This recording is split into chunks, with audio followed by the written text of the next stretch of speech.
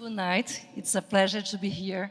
So I will talk a little bit about the first Bienal of Visual Arts of Theater.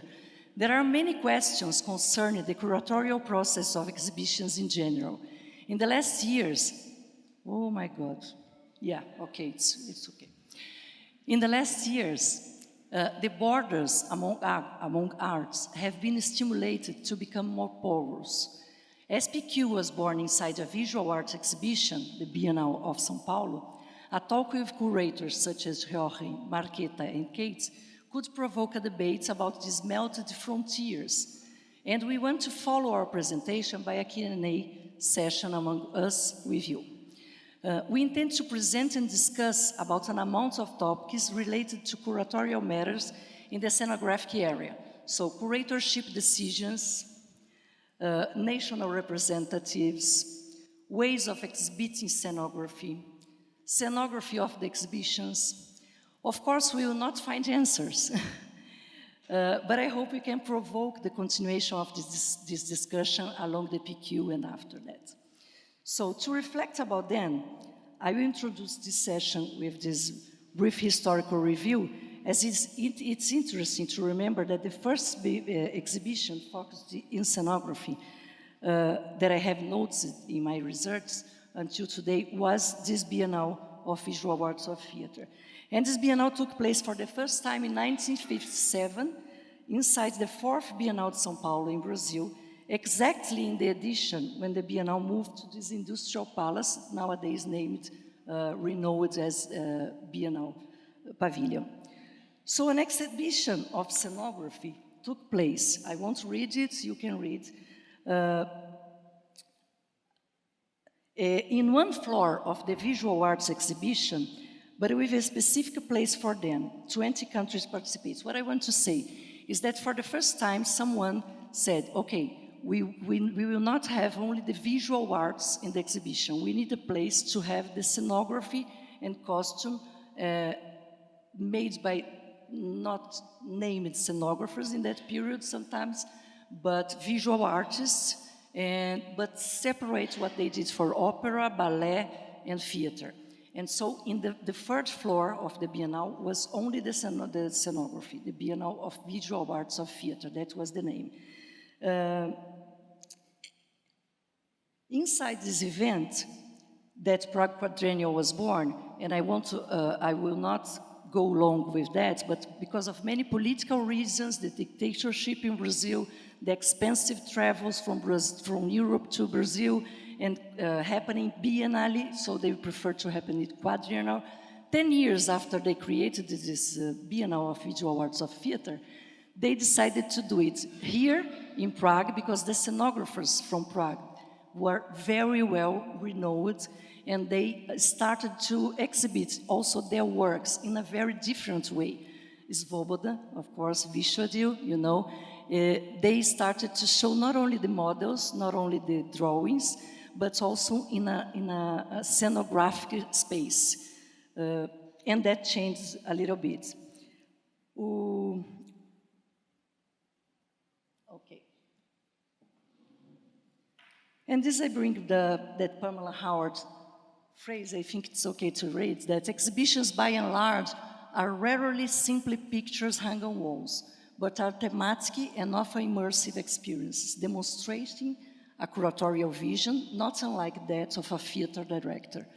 So, in 1967, 10 years later, it started to come to Prague, and then in 69 happened in São Paulo, 71 here, 73 there, and then it stopped to happen in Brazil and only continued the Quadrennial of Prague with a scenographic exhibition. So this is a specific scenography exhibition.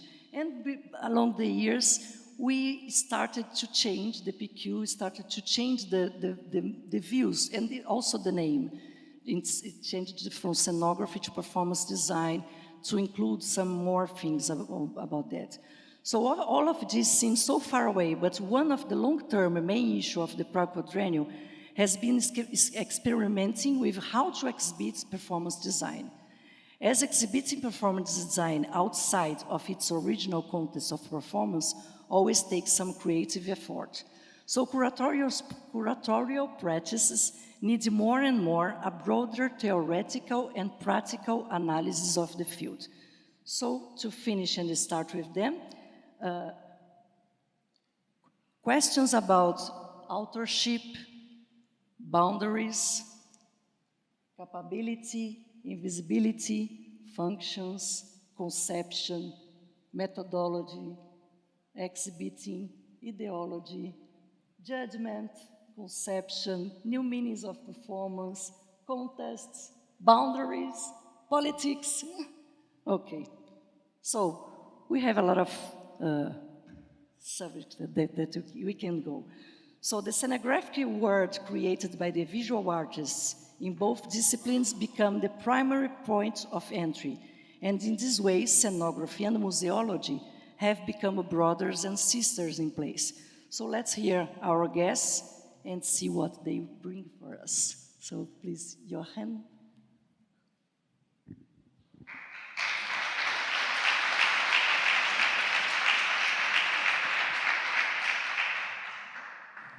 Thank you very much, Hosani.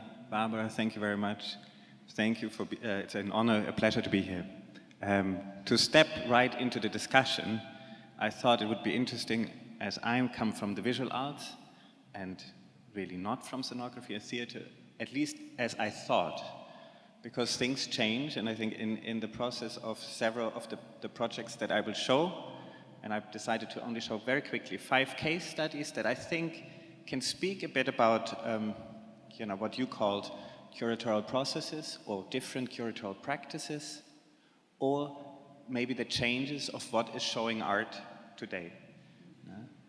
I think there are, and I thought it was quite funny because the words that I wrote down, they look a little bit like the corporate design that is all through the PQ venue with different names like imagination and reality. But I wanted to qualify those a little bit.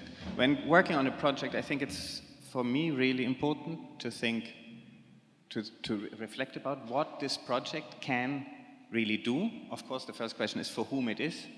But then, produce reality is something, promote diversity, I think is more important than ever. Qualify the idea of experience. We talk a lot about this. Exercise critical thought, stimulate imagination, and of course, create audiences. But I want to be more specific of what that is, what I mean with it. And so I would pick a few case studies of projects that I had the privilege of working with that somehow I think will illustrate maybe quite well what I mean by an experience, qualifying experience, or creating a reality or promoting a certain sensation, imagination. In 2009, I was the co-curator of the Venice Biennial with Daniel Birnbaum in Venice, and of the international exhibition, and one of the artists that I worked with was Renata Lucas, who had proposed, and she moved to Venice, and you will see the borders or the boundaries of installation art, architecture, and visual arts, and performing and maybe theater are very fluid in all of those examples, as you will see.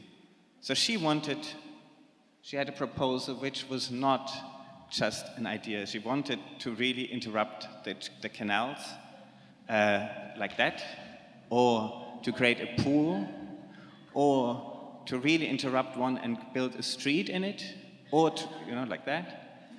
And she made, and those were not just models. They were always a proposal. She lived for 1 year in Venice, and with each of those proposals, she made me go to the municipal authorities to say, now she changed her idea, now it's going to be a pool. After that didn't work, she wanted a rotating platform, which also was serious. It was supposed to be the square either somewhere in Venice or the main entrance in front of the Padiglione delle Esposizioni that would be slowly rotating. Also, that was we hired an engineer, we tried to figure it out how that could work. Of course, it was too expensive, but also, again, how do you call it? Patrimony did not allow us to do that. So by the time of the catalog going to print, we had no idea which of the projects she would actually show. And there is a beautiful saying in Portuguese from Brazil, you call something that is really painful a mala, a suitcase. So it became the Venice suitcase, a mala di Venezia, which is all these painful projects which did not happen. But then something happened, and a few days before the opening of the Venice Biennial, we were able to concrete asphalt, a tiny little piece in front of the main entrance. And what was very beautiful, of course, this is a very subtle intervention, but everybody who walked over it and who had spent the last days walking behind tourists in a line, in a queue on gravel, they all of a sudden felt, this asphalt felt so good. And it was really funny to see how involuntarily, or maybe unconsciously, people started to move totally different in the space. And so I think this idea of qualifying an experience is quite beautifully becomes present here.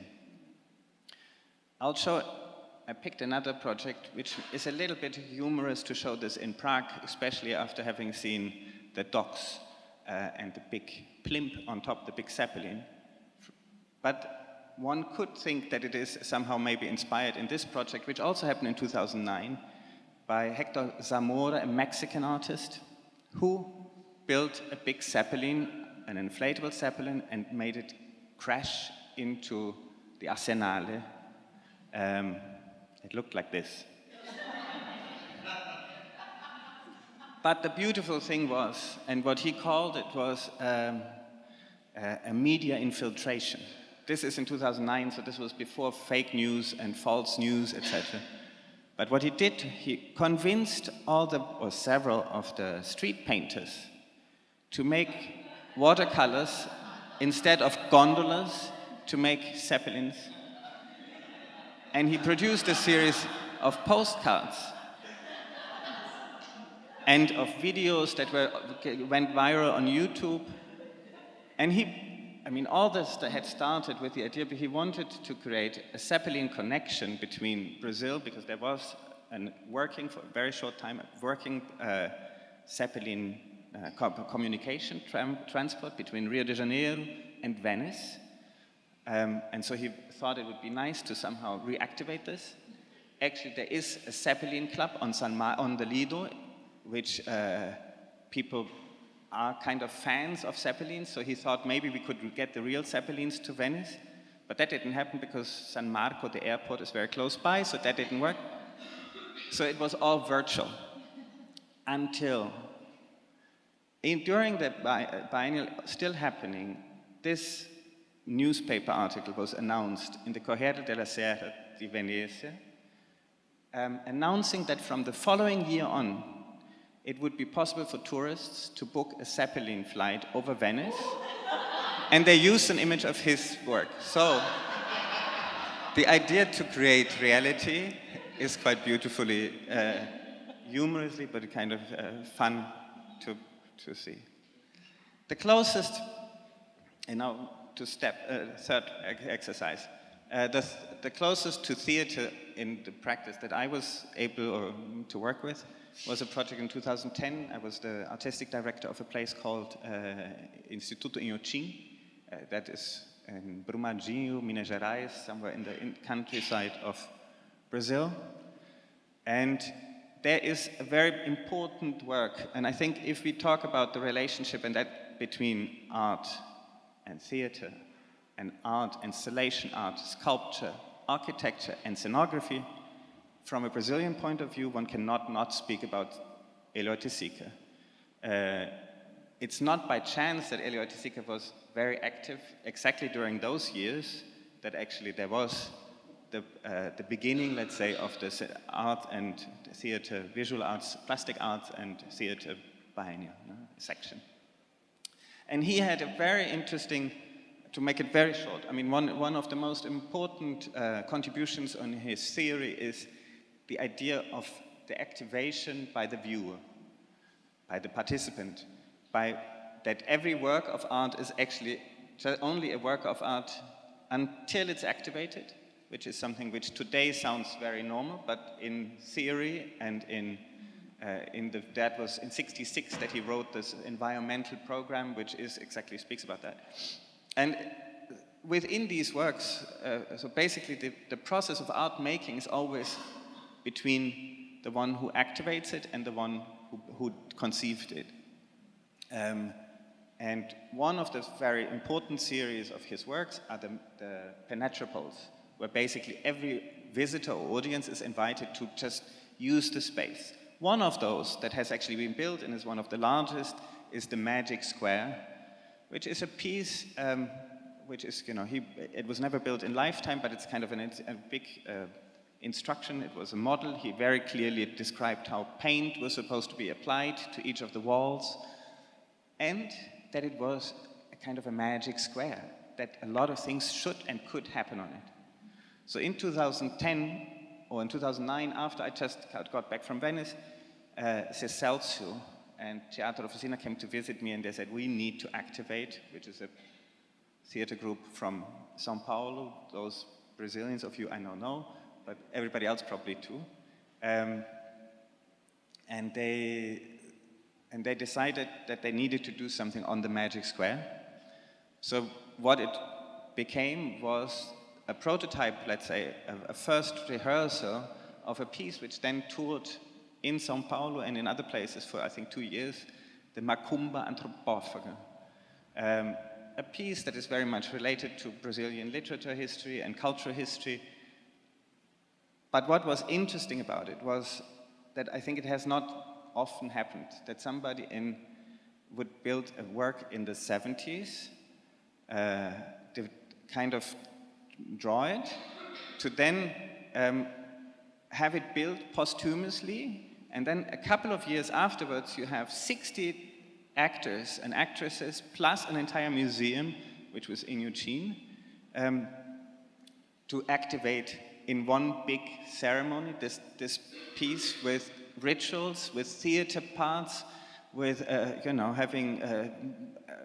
telling the story of the Western European invasion of Brazil, from Celso to Camille Miranda to Geraldo Alckmin, plus having people on the sculpture climbing on it. And it was quite, I must say, one of the most amazing things. So basically the scenario was there all the time. And it took 40 years for the scenario for the first time to be activated. Is quite special. And the beautiful thing was afterwards, it was never the same anymore. It's not only it changed entirely what the sculpture was about somehow, but also what the institution was about.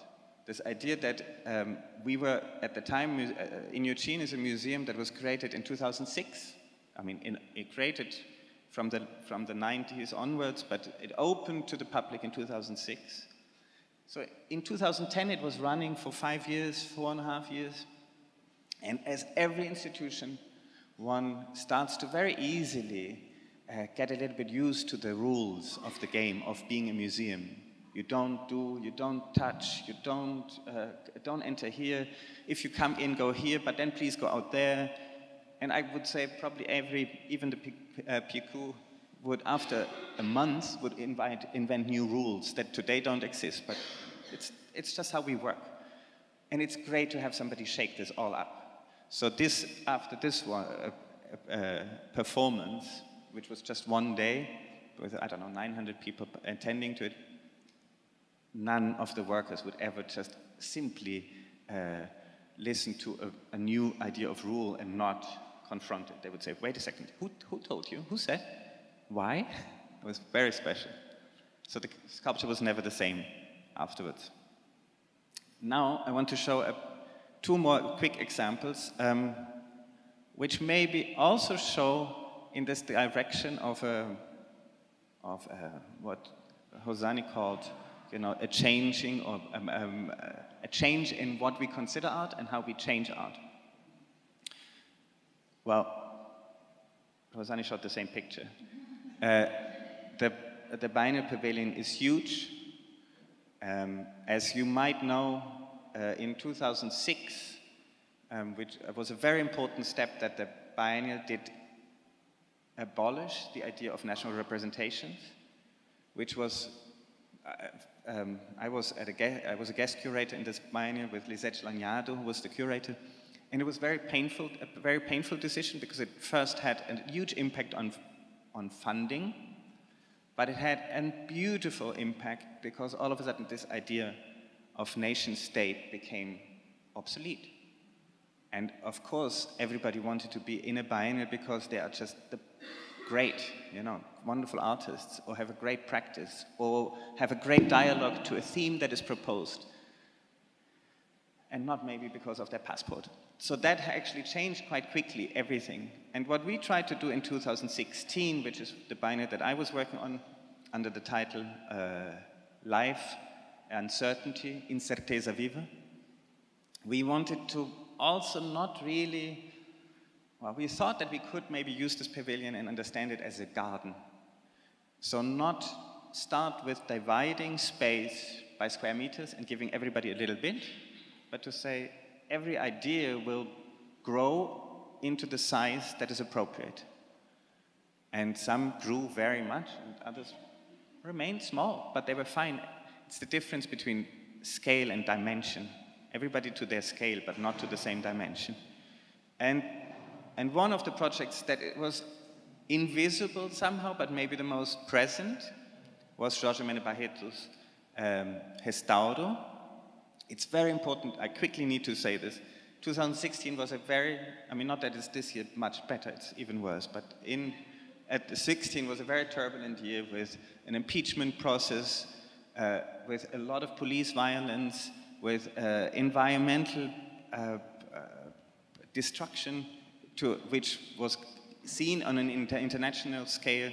Now it's happening even more so, but so we thought it would be really important to step into research that Jorge Barreto had been doing, which is agroflorestas, so the idea of, how do you call this, long-term use of forests and of farming and family farming. And so we did a series of research days where we traveled with him, for example, to Peru in this case, to study indigenous forms of farming, of harvesting, of medicine.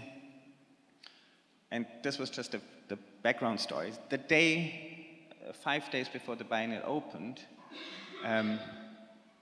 we really had the impeachment happening, and Michel Temer, the vice president stepping in as president, said, and now the uncertainty is over.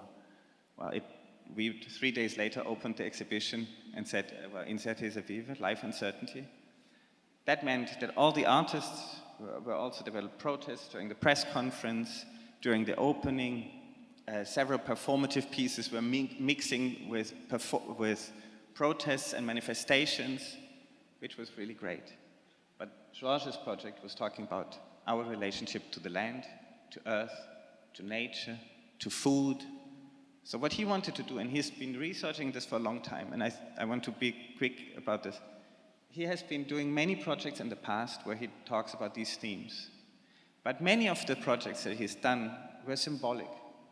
They were little proto-actions. You would do something and you just say, imagine this would be, if everybody would do this. So we would have a juice made out of herbs that are found in the Ibirapuera Park, but it's only a portion that is maybe serves 15 of us. So it's a kind of, for me, I would say it's a proto-action. It's like I have the potential, there is a potential, but it's not there. It's still a representation of an idea. So what we proposed to him was, let's do the real restaurant. And the biennial somehow, that was the big negotiation, said, okay, we do the real restaurant of the biennial. It's a fair building that has 30,000 square meters. It's enormous. I mean, it's one of the largest exhibitions in the world. And to say, okay, we'll do the real restaurant was a big step. So we made working relationship with 11 families and family farmers. And only their food was used their plants, their harvests were used in the biennial. Everybody was saying, well, you will do this for 3 weeks and then it will go broke. And then you will bring in the normal hot dogs and whatever else you serve usually on these kind of events in Brazil and elsewhere. But no. And with each of there were only vegetarian dishes or vegan dishes. With whatever was there on the day, the meals were prepared. There was always, a salad and something, a kind of a hot dish, and something which they called the landscape pot. And that was what you could choose from. And they built a kind of furniture to sit on. And the amazing thing was that the biennial received in 3 months 900,000 visitors. And they sold, I think, 110,000 dishes, which is more than 10% of the people eating in the biennial with a cheap price. Vegan food in Brazil, that's a political statement. That was at the time a pretty big statement. It was even financially so successful that this team afterwards said, we should immediately do a restaurant somewhere else. We should just continue. It was a great business plan. It worked. But of course, then they did not. And I think Jochen was very smart to say, wait a second, my work as an artist is to test it out. But what we kind of pushed him to was to do it real, to not just do the symbolic act. And I think that was quite beautiful. And to finish, just because it's a project that is going on at the moment, which is by Ernesto Neto, a Brazilian sculptor, who I think is one of the most amazing sculptors living in our times, who has been researching on very basic sculpture problems from the beginning of his career, from the 80s onward, about balance and counterbalance, the equilibrium, the leg that stands, the leg that plays, all of those basic things that we know about sculpture. And he's been doing this, but the scale has upgraded through his career. And when he talked about equilibrium at the beginning of his career, it was between a steel rod and a rubber ball, and now it's between all of us and the universe and nature and culture and nature. So he created this quite spectacular installation in the center hall of Pinacoteca at the moment, and we have so far run 3 programs of 4 or 5, where people either, when nothing happens, people just hang out and enjoy, but when something happens, some of the most amazing researchers, I would say, on spiritual, medicinal, food, music, from Afro-Brazilian background, indigenous background, bring their knowledge together. And so this is the idea, to discuss about different forms of knowledge and different forms of maybe understanding that the knowledge that is around is always complementary and is never exclusionary. So this idea that we can actually only face the problems that we live with if we stick together and learn from each other and accept science and spiritual science and hard science all as complementary knowledges. And this is what we're trying to do here. So it goes from Mãe Santo to Preta Rara, a fantastic historian and rapper, to Pagu, a wonderful medicinal Guarani, a woman who has an incredible knowledge. And that's where I finish. Hope that it's clear what these topics introduced kind of reverberated through those.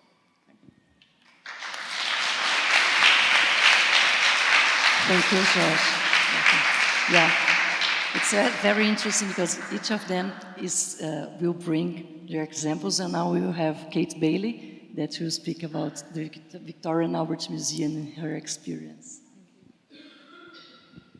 Good evening, everybody. Thank you very much for having me here in Prague. It's a real honor to be here. I'm going to take you through a little bit about my background, which I think you can't separate from my curatorial process. And I'm going to talk a bit about the V&A performance exhibitions and then take you through a case study of a recent project and my kind of methodology, my process in making a performative exhibition, and then talk a little bit about some of the exhibitions that we have coming up at the V&A as well. Okay. So I am a senior curator in the Department of Theatre and Performance at the V&A. My background actually is in history of art. So I studied art history, and my first museum job was in this museum here called Leighton House. It's a museum in Kensington. It was an artist's house. And it's an incredibly immersive environment. So I was studying history of art, but I was never ever happy with the 2D. I always wanted to look to a sense of place that had drama, that had a sense of theatricality. So my first museum job took me here, and I was able to work on a project that created theatre in a museum. So we're talking now about 1996, so it's a long time ago. So bringing the art history, bringing theatre into museums. So I've been doing that ever since. This project did actually have live performance in it. We literally worked with the narrative of the building, the story of the artist, the backstory of the artist. We wrote a script, we had a theatre director, and we had a cast of five actors, and they were all occupying different rooms, and there was sound and light and smell in each of the rooms as you walked through. So that was my first museum experience. So I could never then go back to just putting pictures on walls. And then I spent 10 years working in exhibition design. So I had an opportunity to work as a producer, as a kind of concept developer for a design company, working on many, many different exhibitions about various different subjects. So I would be working on genetics or Irish history or Swedish power, and all the time as a design company we were using theatre to interpret those subjects. So the theatre and exhibition element was a very crucial part of the work of the design company that I work for. They're called Event Communications. They're still a thriving exhibition design company. After I finished with Event, I started working with the theatre collections part of the V&A. So a little bit of background. You may or may not be familiar with the Victoria and Albert Museum. We've been a museum since 1857. So we have a long history and a hugely varied collection. And the Theatre and Performance Department, it's ever so interesting in the context of what you were talking about 1957 São Paulo, is the reason the V&A has a theatre department is because in 1924 there was an international theatre design exhibition in Amsterdam. And this was a collection of artists, their work being brought together. A lot of the work was created before the First World War, but it was a collective exhibition, and a very big collector called Gabriella Enthoven went to this exhibition and came back and said, wow, to the director of the V&A, there's this extraordinary exhibition of theatre design. The museum must collect theatre. And he said, okay, fine, you're a curator, and set up the department. And that's sort of what happened. So we begin a theatre collection in 1924, and the first exhibits that are collected are in fact set models and theatre design. So jumping forward to when I joined the museum in 2003, we have obviously this fantastic collection. It's really extensive. It's photography, it's costumes, it's set models, it's videos, it's designs, and this collection sits within the Victoria and Albert Museum alongside collections of architecture, fashion, sculpture, digital photography. So theatre is already in a kind of cross-disciplinary environment. So in 2003, there is actually a theatre museum which houses this collection, and we start looking at the collections and thinking, how can you make performative exhibitions? And I guess this is something that I've been very passionate about doing since working at the V&A, was actually what we really need to do with all these fantastic theatrical artifacts and subjects is bring theatre practitioners in to help us tell the stories, but also kind of drawing from the visual arts world, drawing from across disciplines. So this project behind me is was the first real collaboration that we undertook with a team of theatre practitioners. So we were working with the theatre director, Katie Mitchell, video design team, 59 Productions. There was a lighting designer, Paulie Constable, sound designer, Gareth Fry, and the concept that I wanted everybody to work with me on as a curator was how to show different directing practices in one space. So you could compare the practice of Grotowski, Bruck, Stanislavski, Arto in one physical space. So we filmed Ophelia from Hamlet going mad in 5 different styles and then projected these into a box with 10 screens. So there was no objects involved. There was an idea that we developed with the theatre practitioners to create an experience which showed that you could look at the history, the dramaturgy, and bring it into a sort of contemporary art world. So from this moment, as a museum, we've been really sort of pushing what we can do with immersive exhibitions and how, particularly at the V&A, we have this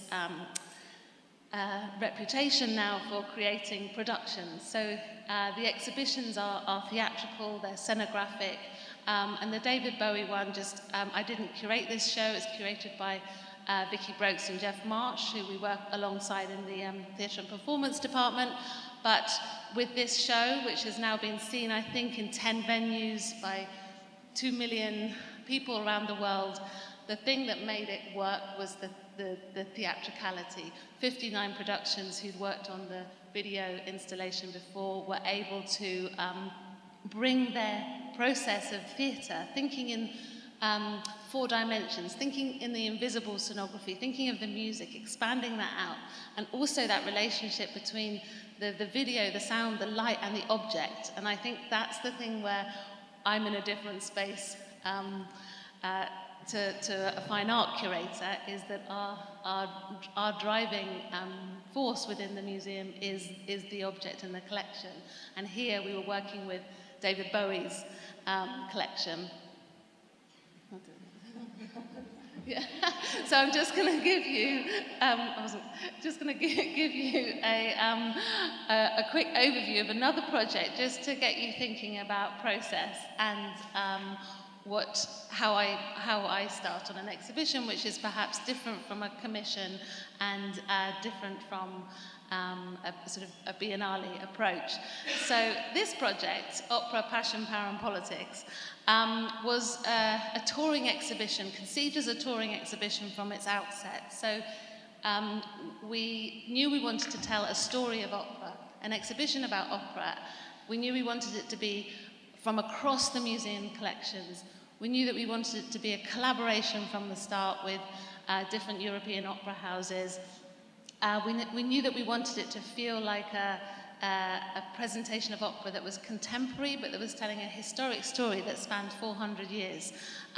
So my beginning was opera written as a scribble on a piece of paper, and to start, getting deep into the research. So for me, a great exhibition starts with research, and you have to absorb it all. You have to get the big picture before you start to draw out the narrative. So for my research, as well as in the story development, is through, experiencing theatre, and for this exhibition in particular, experiencing live opera and thinking, how could we put this visceral aspect into an exhibition? So that research, and also looking at new technologies. So I was looking at the sort of sound experience, looking at live opera and thinking about it and how that could work in a museological context. Also, you start to think about the space. And this exhibition was to go in our new Sainsbury Gallery. It's 1,100 square meters of uninterrupted gallery space. There's no internal walls, there's no internal columns. It just has a height from 6 to 9 meters. So really, it's for a curator, for a designer, it's an empty black box that we had to fill. And that was a very exciting starting point. And then I guess developing the concept was very much about working collaboratively. So I worked with the directors of opera from the Royal Opera House, music director, artistic director, and really started to kind of thrash out how we could do this exhibition, how we could bring the process of theatre practice into exhibition making, and therefore, because we were doing that, it would be treated as a production. So the concept of the exhibition was actually very simple. It was a story of opera across 400 years, where you would encounter 7 opera premieres in 7 cities and show that work, the creation of the work in its social, political, cultural context. But for each of them, you know, having an intersection between the opera, the music, the city, and a kind of broader kind of story of Europe. So I guess my job is very much a storyteller, and finding a way of telling a clear story through space. So then you kind of, you know, get into your research strategy, which is very much driven by questions. And I guess that's the other thing I would say, is that in a similar way to, you know, this sense that you have a question that you want to answer through the exhibition. And for me, for this exhibition, it was why does the city need the opera? And the other thing that you're considering all the time is, who is this for, and who is your audience? And with the opera exhibition, we do detailed work and analysis onto who our exhibitions are for and which audiences we're trying to attract. But for this one, we knew that it had to work for the opera specialists, but I had to find a way to make it work for new audience. And that obviously drives then your research and how you tell the story. The other thing just to share is that I usually have some form of concept or idea or inspiration that follows me with a journey of an exhibition. For opera, it was Invisible Cities by Calvino. And so when we created the design brief, when I thought about the spaces, when I thought about the mood of the cities, when I thought about light, sound, excerpts from opera, it was using Calvino as a source of inspiration. And then we work out how to tell that story in an exhibition context. But what's important is that for a performative exhibition, is you're thinking of the text, but you're also thinking of the 4D and even the 5D. You're thinking of the space, the invisible sonographies of sound, the lighting, and that your narrative isn't purely driven by text. It's driven by all of these things.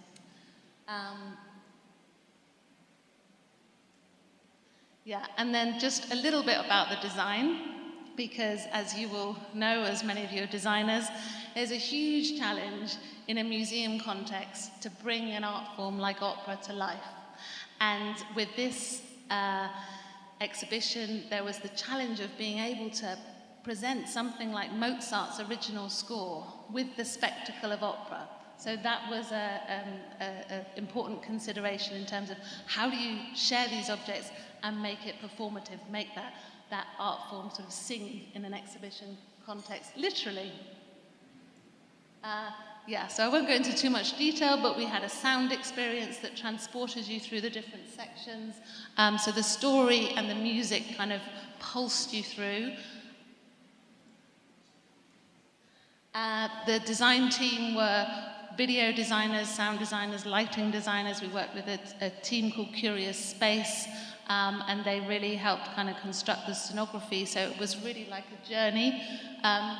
Ooh, that looks like it's gone a bit crazy. But the important thing to show in plan form is we had the 7 different cities. It was like a journey. It was multi-layered. It was multi-sensory, and their design very much considered the relationship between the sound and the space. And it was also really important that we created an individual experience, but collective experiences. So curatorially, you're thinking about how to bring somebody in their own space, but also take them into a kind of collective space. So just a few photos to show some of the things I've been talking about. Obviously the light journey and the kind of sense of curiosity. The quote there from Galileo was also something that I took with me from the very beginning, the sense that we didn't want to give it all away in a didactic, informative way. We wanted you to discover the exhibition with curiosity. The sense that we were looking to animate the past, but in a very aesthetically pleasing but magical, spectacular way that would bring people together. So one of the moments was looking at a Handel Opera. So we created a Baroque theatre, but it wasn't intended to be a recreation. It was to adapt and to give life to an art form that you couldn't see scenographically unless we did that. Just about the importance of objects in a museum context. This is actually Mozart's piano, which is in the Music Museum in Prague, usually. So we borrow this object from the Music Museum in Prague, and we have to make that object really be presented in a way that has its utmost display and sort of appreciation, as well as with the scenography. So the kind of balance of the scenography with the object is an important consideration.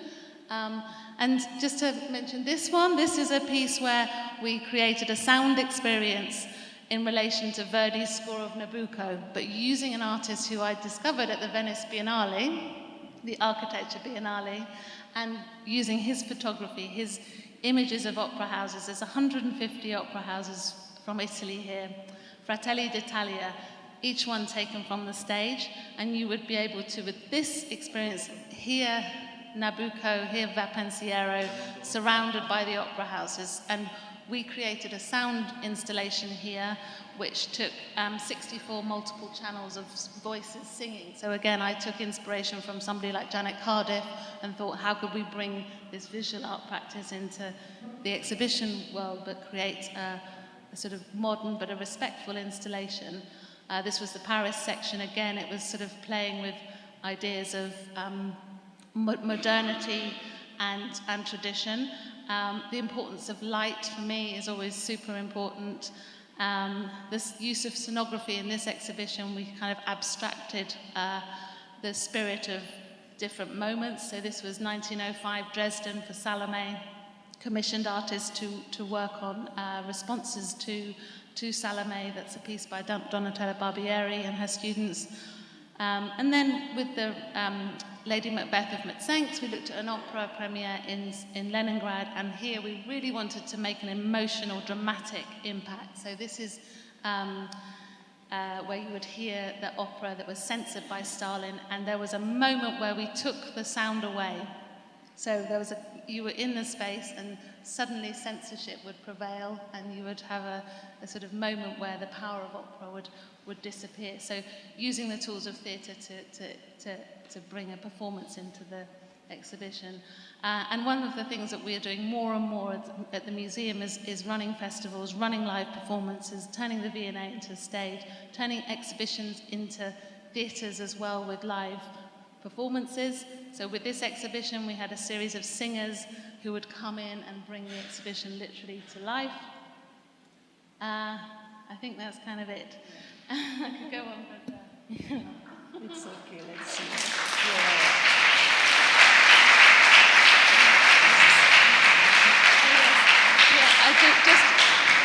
I I've just realised the time, but just to mention that the V&A is working on exhibitions on various different subjects all the time. So we currently have an exhibition about food, which is interesting given your last conversation.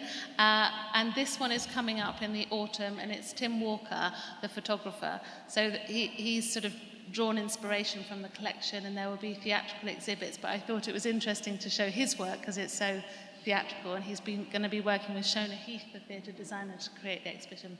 But yeah. Thank you.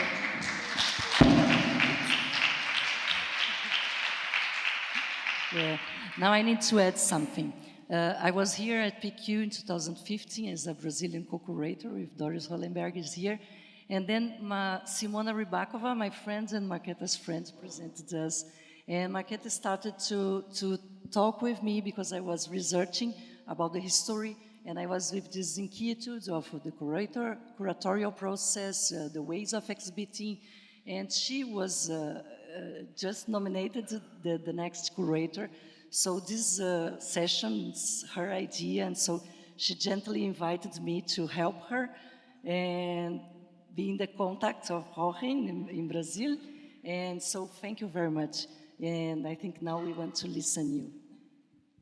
Thank you, and thank you for all of you to be here. All of you, I mean all of you, seriously. I have to say that this is a great honor to have all these people around the table and you in the audience. I could click through pictures, which I might possibly do, but the work that we will be talking about is all around us at the moment. So what I will be talking about is actually something, instead of showing you the images, you really should be experiencing it in the exhibitions. And why are we doing this circle? I think what is very important to think about, and what I believe already happened with Jochen and Kate and you, are the thoughts about how do we bring things to you, to the audience. So that's the key. When I started in this job, the questions that I kept repeating to myself are also the questions that I learned in a very short intensive scenography thing with Ming Cho Lee. He kept repeating 3 questions. Who are we? Where are we? And what are we doing? He kept saying these 3 questions every time we were starting a new scenography. And they somewhat stuck in my head, and I felt there is a meaning to that. And as I was starting the job with Prague Quadrennial, these 3 questions were sort of very important to me. Who are we? Who are we now? What is happening now in the world? What are we doing? What is scenography doing at the moment? Where is this field? What is happening? And so as I was looking at these questions, I also have to be honest with you. This is something I don't normally say. This is a story that also makes this particular work for me a little bit of a, I would say, a hard situation. It's something that's really close to me. Because the beginning of scenography for me started as a little kid when I was walking around the house, and on the walls were pictures with interesting landscapes that I didn't quite understand, but as I was looking at them, they felt quite incredible to me, and they seemed like dreamscapes or worlds that one can dream out. Those were scenographies of my grandfather, whom I never met. He died before I was born. Nevertheless, I thought, what kind of a work is this? You can actually dream.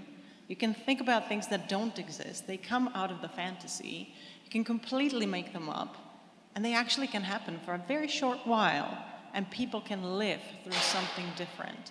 So already right there, I thought there's something very interesting. At that time, it felt very romantic, and I have to tell you that once I entered the Theatre Academy in Prague, that romantic bit completely faded from me once I realized, oh Jesus, okay, now I have to work with these people, and I have to figure out what they're thinking, and I have to connect with their thoughts, and oh my God, there's a director, and what do I do with that person? So it's been a rude awakening from this romanticized image of what scenography is. Nevertheless, the work of my grandfather, once again, closed door for me in terms of scenography. I was trying to stay as far away from that work and be as different as I possibly could in the beginning.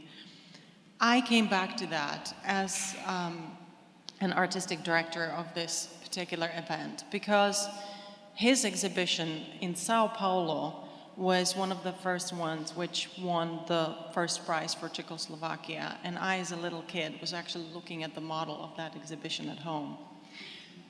Oh, sorry, 59. Oh, I should know.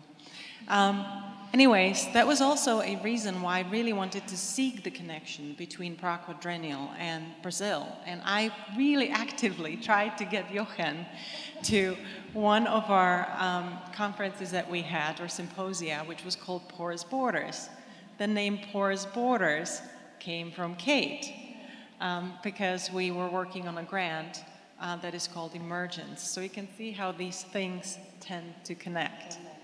So everything is really connected.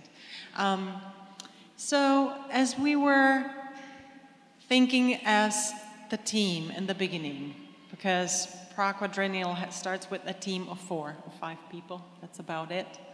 As we were thinking about where do we take this Prague Quadrennial, I think since 2003, and even before that, Prague Quadrennial has been moving away from the classical way of exhibiting works. And I'm going to do some clicking, so, well, I won't. I'll start a little later.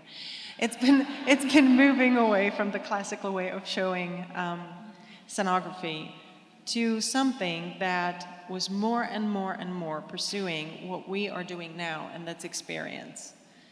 And you said that word many times in your presentation, which is creating certain realities, as you said, and moments that we go through, and the moments that leave something in us.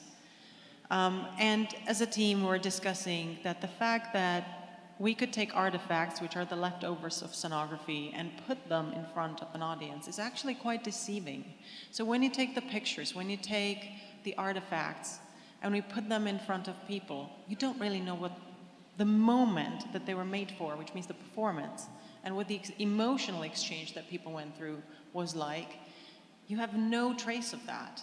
You have a beautiful object, and as my classmate Jan Stepanek said, it's a fetishist approach to exhibiting scenography. And we do have one of the exhibits which is still trying to show that, but in a different context, which is fragments. And we are very honest, we're saying these are fragments. But where it's deceiving is when we're giving a prize. And the reason for that is giving a prize for a picture, giving a prize for a model, giving a prize for a trace of something once carried an emotion may not be fair. Actually giving a prize for something that may be very pretty, but we cannot tell whether it felt right and functioned well for the audience, is a deception. And Jochen said that, and I'm so envious, Jochen, I can't tell you how much, that Bienal in Brazil no longer has a national exhibition. We also do not have particularly national exhibition. We don't call it national exhibition, but it's an exhibition of countries and regions. That's sometimes even more trouble, I'll tell you honestly. But yes, it is, it's true. So we are staying with that tradition, very much so. And we thought about that as well as we were creating the vision, and that's why Porous Borders. How does this work? How does the national, what does that mean? How does the actual fact that we have to show something that has some sort of a national context, what does that even mean nowadays? What does that mean funding-wise? What does that mean art-wise? What does it mean for artists? How many of us are living in different countries and have various citizenship? I personally have 2, and I lived in the United States for 20 years. I've been here for 3. Jochen, I know, lives in Brazil. He's not Brazilian. He's traveling around the world. It is harder and harder to say what are the borders exactly. But we thought about it, and we thought to keep it. So we went the other way. And we decided to keep it for one reason, because every area has something that's incredibly unique. And the uniqueness of the places and spaces that are on this planet sometimes tend to disappear with the global communication. In today's world, as we're all communicating very quickly, and sometimes we are so much closer to somebody who lives half a world away because we're constantly talking to them via internet, and we live in this cyberspace. We thought, actually, it is very important to say, we want your unique scenography to come to us, and we want your unique current scenography to come to us. So that is what was behind the vision of Porous Borders, which was not just about borders that are physical, but also borders that we go through as artists. But it was also about behind the decision of keeping the national aspect part of the exhibition. So I will do some clicking now, and I'll be very quick because the life experience is so much better than pictures. But this is the prize. So this is done by Petr Bakoš, who's our architect, and he created all the spaces, including this one we're sitting in now. Part of it was Pixar, but we did, we stripped it and changed it and all that. So the prize itself is riff off, or we're trying to be inspired by the Golden Triga. As you know, that sits on top of National, again, the word National Theater. And we played around with the three horses as a metaphor. Either 3 stages of human life, 3 stages of career of a scenographer, from the super wild and crazy young, brave and all that, to professional who sometimes tend to fall under the wheels of the routine, which should never happen at PQ. And the third one, which is the experienced and very wise legend. So these 3 horses were sort of driving also the imagination, transformation, and memory. Those are the 3 words. Space we don't have to talk about because we're here. We're here.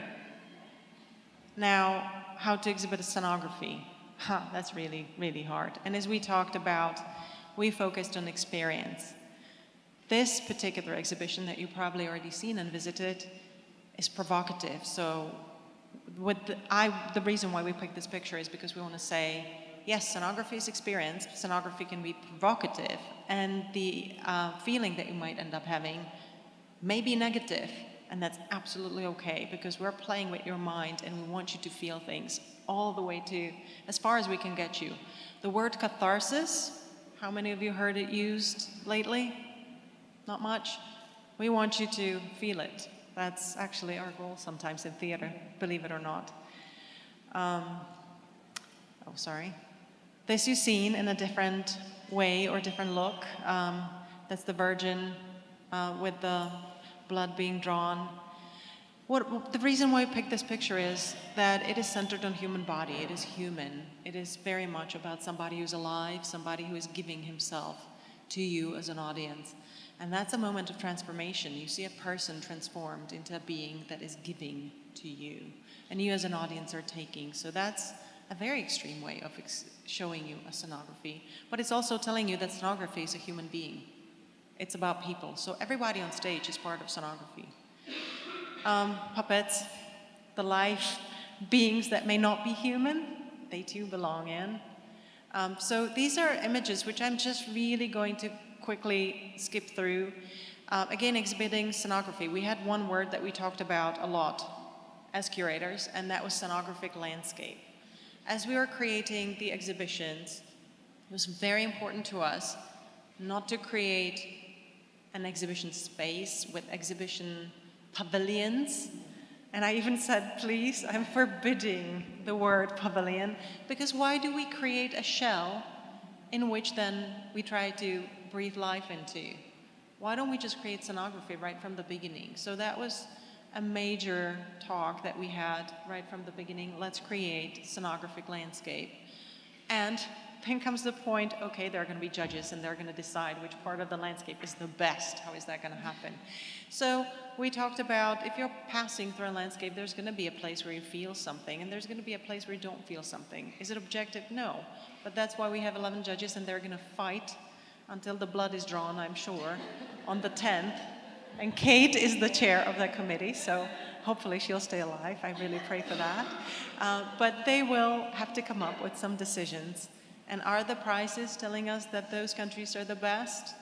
Those are the prizes that are telling us that this is what the audience thought is the best. So keep that in mind.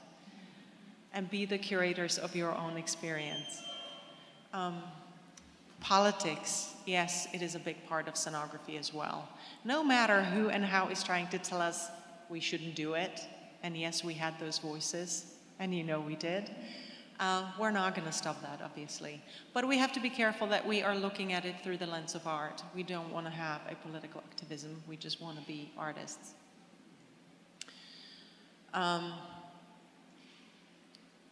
I don't really want to talk about exact exhibitions that you can see live. That would be silly of me to say that, because you can walk into these spaces. But I suppose what I should say about the student exhibits, that there's such a wide, diverse range, and that's what we were shooting for. We really wanted diversity, you use that word again, and that's why we didn't limit anybody. We didn't limit any of the exhibits, and we didn't say, here's a theme and you must follow it. We never said that. We said, go back, find the uniqueness of your own country, bring the 5 last years of the best development and bring it to us, because the world wants to see it. Fragments. This is an exhibition that is maybe one that's somewhat classical, but with a twist. What we had done here, a lot of exhibitions in the past really wanted to show us work of one designer. We are stressing within this exhibition the collective work, and I haven't said that yet, but I know that you mentioned that, and so did you in your talk. The collective work, which is very specific to scenography and theater in general, is a key to our success. Anytime one of us becomes an individual who's trying to overpower everybody else on the team, we're facing a disaster. Nevertheless, there were times when national exhibitions wanted to bring one person and one person only. We felt that there's energy and people want to do it, so we had given a space, a special space already filled with fragments, to show the one single fragment of what each country considered a legend.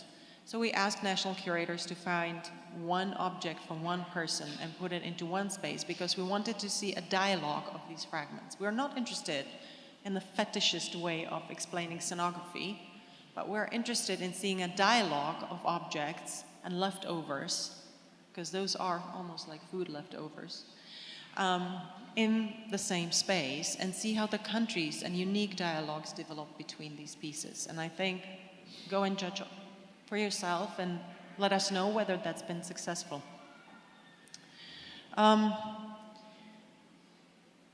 So these are the objects from fragments that you should go and see.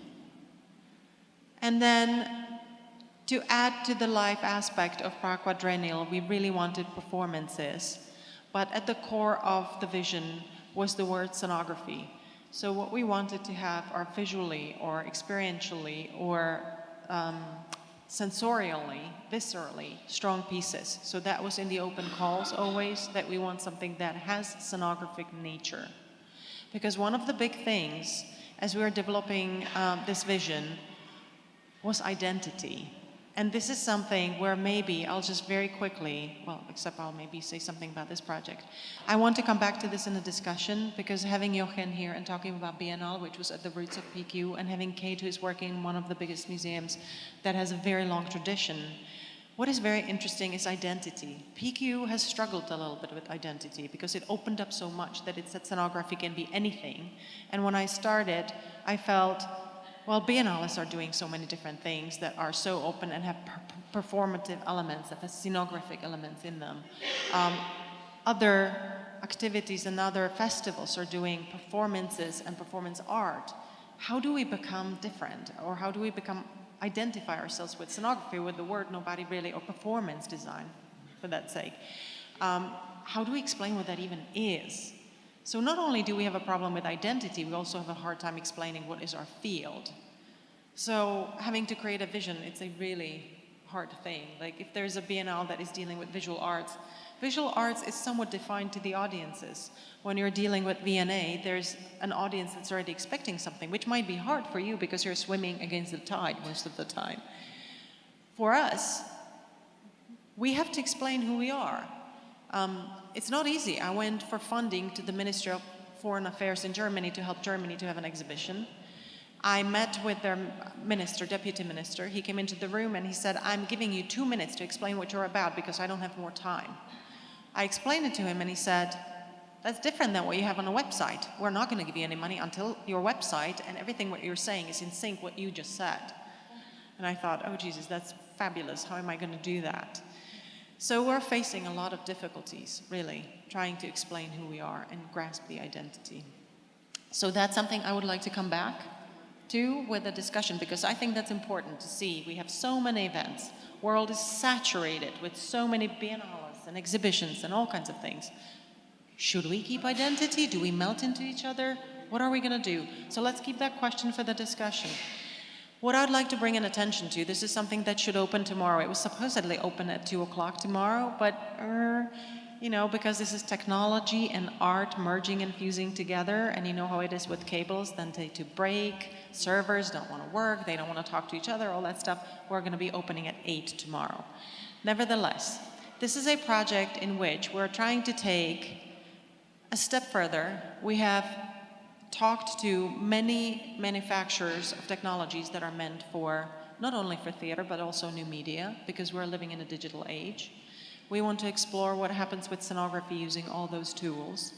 At the same time, the vision of this project, which I'm co-curating with Jan Rolnik, we said to each other, together with Roman Tardi, who is the artist who is leading this particular Blue Hour environment that we're creating, we said we want to create an environment that is using the most current available tools on the market, but we want the art to be the leader. We don't want to get overpowered by the tools and toys. We don't want to get excited about the toys and just play and create something senseless.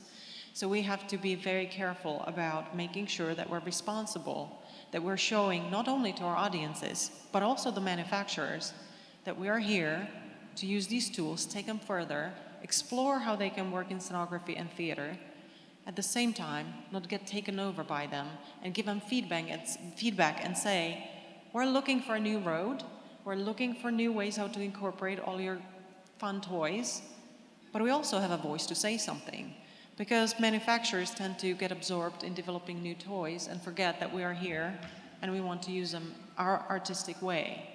So my technical director said, why in the world did you go through so much pain trying to talk to all these manufacturers, so many hours, so many days, so many weeks? Because the dialogue is important. Yes, we could have rented it for probably about the same amount of money that we spent for the effort, but we are here not only to talk to you as an audience, we are also here to explain to the people who are supporting us and supporting our art that there are things that we need, and we need them in a certain way, and we need to collaborate. So once again, we're talking about teamwork, and that teamwork reaches not only between us as artists, but it also reaches into all of these fields that are supplying us with tools. So I'll end there with my talk about PQ, and I'd like to talk about that identity and come back to that discussion. And perhaps the first question to both Kate and Jochen is perhaps asking a little bit for help. How do we survive in this world? How do we really shape ourselves? How do we build these visions? So do we start with Jochen? That's a very direct question.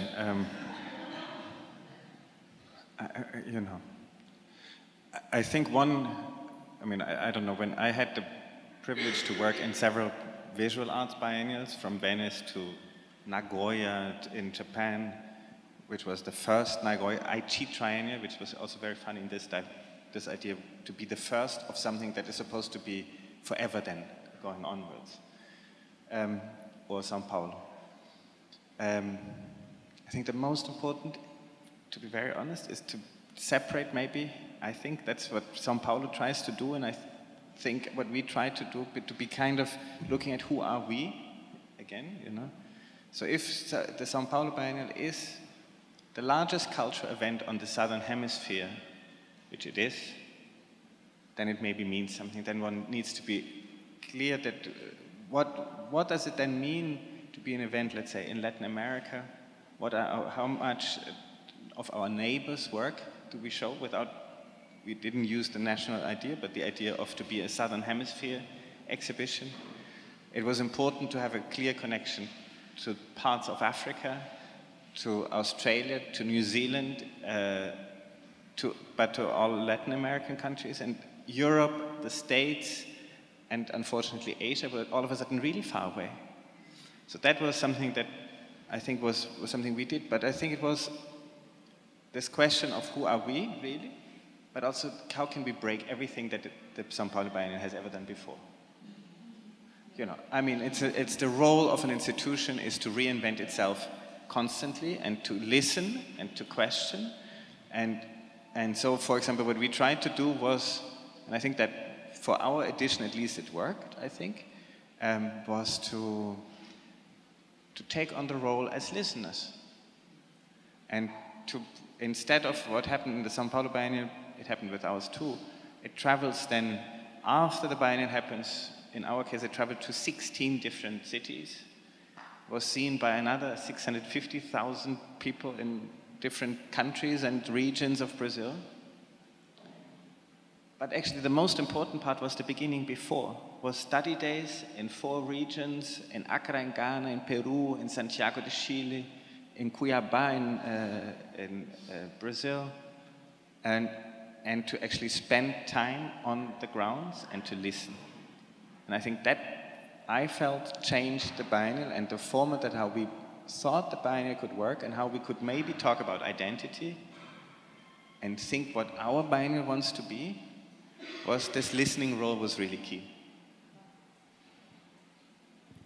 So to listen, that's great. Kate, I think you're breaking away from the identity. Well, I would say with PQ first that, you know, this is the 14th, you know, you keep reinventing yourself, so you must keep on that sort of driving force of change. But I think what it feels to me is that, you know, the quadrennial space is a really brilliant environment to bring people together in this sort of digital world where we're communicating, you know, via Skype, via social media, to actually bring a group of people to one place so that you have that exchange still feels incredibly important. I also think that what we do a lot at the V&A is think about who things are for.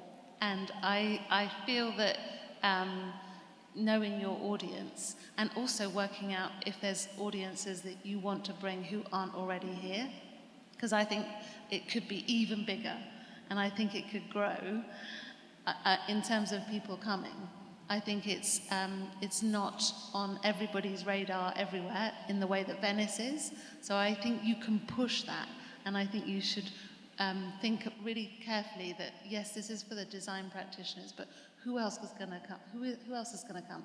Are the directors going to come? Are the, you know, more tourists to come? I feel that it has so much brilliance that everyone needs to know about it, and that could be part of shaping your identity, is thinking, who could you take it to?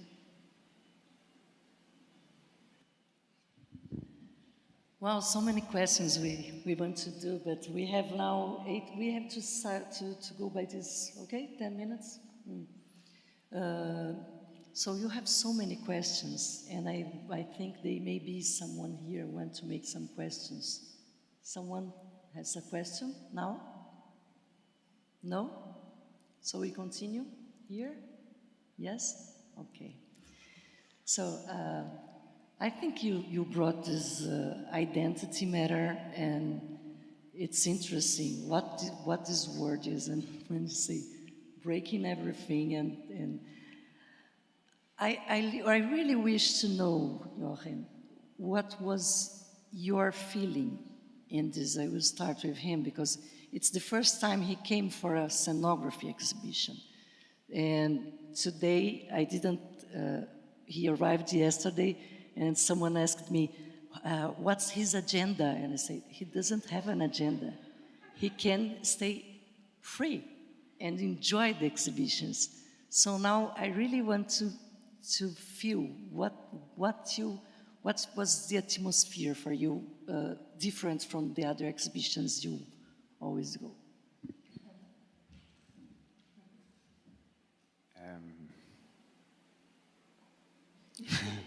I think, I'm very excited because I'm stepping into a field where I don't know much. That's also true, you know? So it is exciting to learn something new. And I think I've used yesterday and today to do my rounds and to try to understand a little bit more. And I was kind of intrigued in one something that we've shared quickly before we came up here, said that I was very intrigued how the virtual reality on the one hand, or the idea of offering an immersive experience is something very dominant on one hand, and something very analog and direct touch on the other hand. And there is, of course, in my, let's say, in the field that I work with, is a lot in between. I mean, there is but I think that I never felt this so strong, this kind of two poles that are kind of trying to work together, from, you know, the book that you've allowed or invited to fold through until the 3D glasses, and there, I don't know, where you pick your head in a hole or something. I mean, and those are funny things because both, and maybe that's a difference, both know where the visitor or where the spectator is supposed to sit. And in the visual arts, I don't know that. So actually, this, for both, in a weird way, there is something now I'm supposed, and that's something new, which I have, well, I need to get used to it, is that I'm told that I should peek in here, sit here, put this headphone on, look here, fold through this. But that is maybe related to an idea which maybe in theater exists, where there is a given perspective that is suggested, which in the visual arts is being interrupted as we speak all the time. And I think that's a word that I think it came somewhere up, but more as something that I felt that was not, we didn't speak about, is the idea of interruption. So everything we know, or we usually do, we are all of a sudden interrupted. Basically, all the examples I showed you were all about interruption, especially, you know, interrupting a canal, interrupting you with something that is not from here, interrupting your food circuits, etc. It's all about interrupting, and that's maybe interesting something to think about. How, I don't know. I cannot elaborate on it more, but I think it's interesting to think about it. This is definitely eye-opening just to hear that, because I think we in theater are looking back traditionally, looking at the traditional theater and the way how the rules are set, even now. You're sitting over there, we're sitting here. There is a wall, in a way, that doesn't exist, and we're directed into a certain thing. And I just want to say, I think that's maybe why something that we call immersive or site-specific, or whatever it is trying to enter our field as much as possible, because we do want to disrupt. But I think because we work as a collective oftentimes, it's easy to disrupt as one individual, because I can disrupt so many things if I want to. But when I have a director who tells me I can't, and I have 5 other people who want to disrupt things in a very different way, at the end of the day, we have to agree on some set of rules to survive. So I think that is an interesting difference, actually, that has helped me understand some things, even now today. So, power of learning, thank you. I think as well, just touching on the museum environment, there's lots of rules. So we're constantly working on rules, and if you're a scenographer coming into the museum, the first thing you get, apart from a creative brief, is a brief for these objects can't have light higher than this level, this health and safety. You know, there is a set of rules that are to be broken in theatrical ways, but also they have to be followed, and that creates quite an interesting tension. The other thing that I think that you have and we have is that at the V&A, when you're creating something, thinking about the identity of the museum and its history, and it's this, I always find that as a curator, you've got to have one foot a little bit in the past to leap towards the future. So you've got to sort of make that bridge, and I think that's something that I often think about as I'm curating a new exhibition. Yeah. Well, you're almost there, but I want to listen from Markéta now some things. We exchanged a lot during these last 2 years. when we were meeting in the Performance Design Commission, because we are part of an international organization of scenographers, technicians, and architects of theater. And so we are always together and discussing about that. And one thing that I don't know, maybe I know in other countries, but it happened in Brazil, is the discussion about what's performance design, what's scenography, no, we won't come to this. No, we won't come to that. No, what I want to say is that after 2015, some of the classic scenographers went out and said, this is not anymore a scenography exhibition, because now everything is performance, and performance is part of the visual arts exhibitions. So when we talk about doing everything different, do you think, and you are academic also, do you think we still need to nominate things to know if the performance becomes to the visual arts exhibitions, or what kind of performance here, what kind of performance you can do in a museum, what kind of a performance? Why we want so much to classify things? And here in this PQ, how did you bring and did you feel about bringing this freedom for each curator to bring their space in this kind of thinking? Oh, so labeling. I'm really the right person to talk about that because I'm always rebellious against labeling. And as an academic, I have to say I sucked in that because I really didn't enjoy the labeling. So I went against the boxes always. And the same in scenography. I don't believe in boxes for costume design, box for lighting design, box for this and box for that, because there are no boundaries. So once again, we're in that thing. But I think some of that is because after the fact, or just for the sake of clear mind, or even being able to express ourselves, we need way of neatly distinguish between certain feelings or certain things. Oftentimes when theory, in my opinion, is developed in depth, it's after the art is dead already.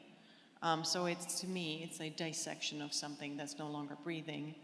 Nevertheless, looking back is, as you said, having one foot in the back is important. And for me, labeling is that one foot in the back. So holding one foot in whatever is called theory helps me look forward into the world that has no labels in my head. And trying to hold on to the labels, see which ones we're going to tear up and which ones we need to keep for the sake of not having everything completely chaotic and understandable for people. Since we don't even know what's better, scenography or performance design. I just have to say, she opened that topic, which has been a topic of a fight for past 3-4 years in meetings where people are screaming at each other, slamming doors and leaving. And she brings it up in the last minute, so excellent choice. So we're not going to go into that, but you can discuss it among yourselves. Thank you, Markéta. No, I think it's very important to bring this subject, this topic, because I know you are against label, and I think this, I think you can end this conversation. I want to thank a lot Kate Bailey to accept our invitation. Jochen, it was a pleasure to meet you sometimes at the Pinacoteca and now here. Thank you for accepting our invitation. Thank you, Bara Pavel. And you will say the last things, but also answering. What's the identity of PQ now for you? You called about identity. So this is a scenographic exhibition. Do we have an identity? Or we don't need it anymore, against all the labels?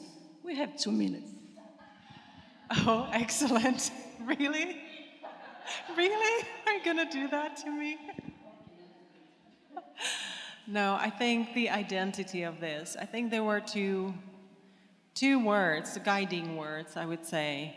And one was collaboration. I know that that word is losing meaning because it's so overused, and I'm very aware of that. But it was about the ability to work together, because I think that's different sometimes in visual arts. I know that there are teams of people trying to bring stuff together, but here literally it is about sharing something very internal, finding a very universal language. So we have to really go into the bottom of certain things and very much inside of ourselves, and be brave enough to sometimes share that with complete strangers and let those strangers step on it really harshly sometimes. So I think that's one bit, it's that collaboration in that sense. And in that I see a lot of porous borders, because you really have to let that inner border out. So I think that was one of the guiding principles behind this PQ. And the other word is experience, going away from the visual art approach to scenography, which happened a long time ago, to this experiential, non-fetishist approach to scenography, I think. So that's the other guiding principle. And the rest I'll just leave to theorists or people who are better at analyzing things than I am, because God only knows that there are many of those, and I'm definitely not one of them.